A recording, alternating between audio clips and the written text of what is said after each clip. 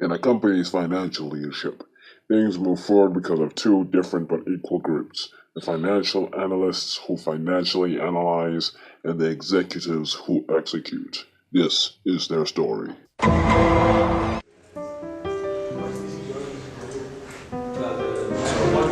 where the requirements of the company are running at right now.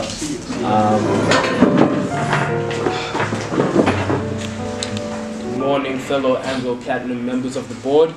Today on the meeting agenda is capital structure. Our Chief Financial Advisor, Dayan Aldries, will be joining us from Johannesburg. Dayan, go ahead. Good morning, board. Today my team and I will present you with our analysis of possible capital structures, along with recommendations for moving forward. In front of each of you, my colleagues have placed our formal report. On page 1, turn to table containing the earnings per share, the standard deviation and the coefficient of variations at the various debt ratios. You'll notice that without fail, as the debt ratio which represents the financial leverage increases, so do all other corresponding values. This tells us that the highest point of financial risk is also the highest point of financial leverage.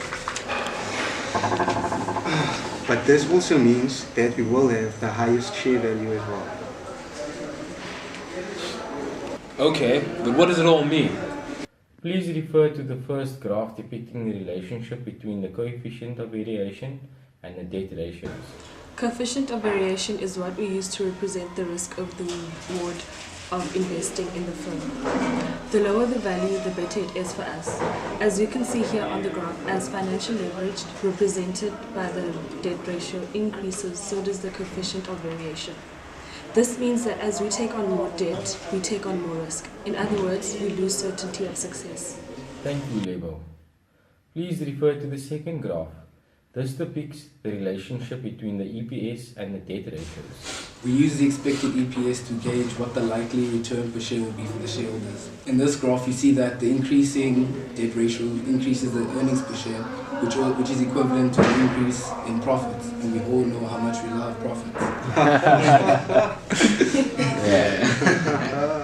It is important to point out that the point of highest profit is also the point of highest risk. This essentially means that the business chance of performing at its best is only under the most uncertain of conditions. This means that we need to choose between being an investment with high risk and high reward, or low risk and low reward.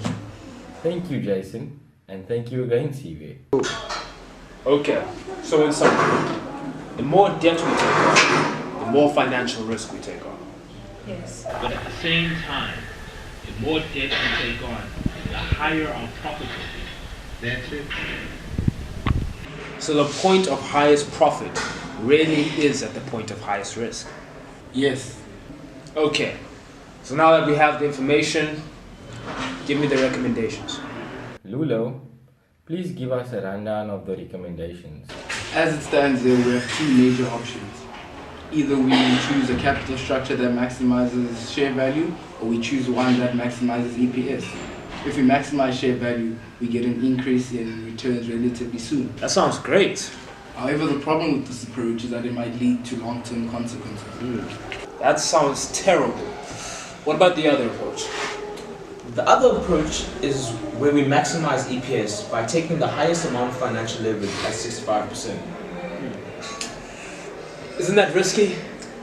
Well, with this approach, there would be an increasing in earnings variability and the risk of potential increase in financial risk.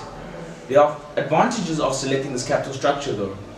Increasing the company's debt ratio will increase the company's financial leverage, which means that as debt increases, this will increase the company's earnings per share and its return on equity.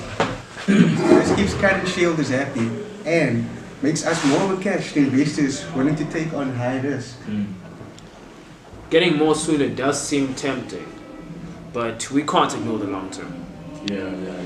So, what are you thinking? Dayan, give me the team's final recommendation. The team's final recommendation was that you select the 65% capital structure and maximize our EPS.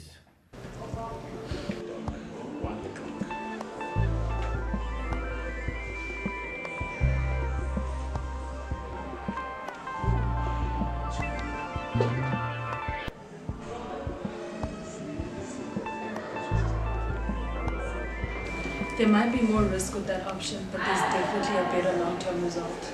Well, my friends, you've got to risk it to get the biscuit.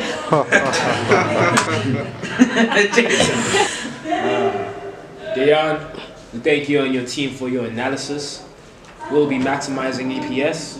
Thank you, everybody. We're dismissed. University. Yeah, man. So we got jobs now, yes. Hey, man. It's like...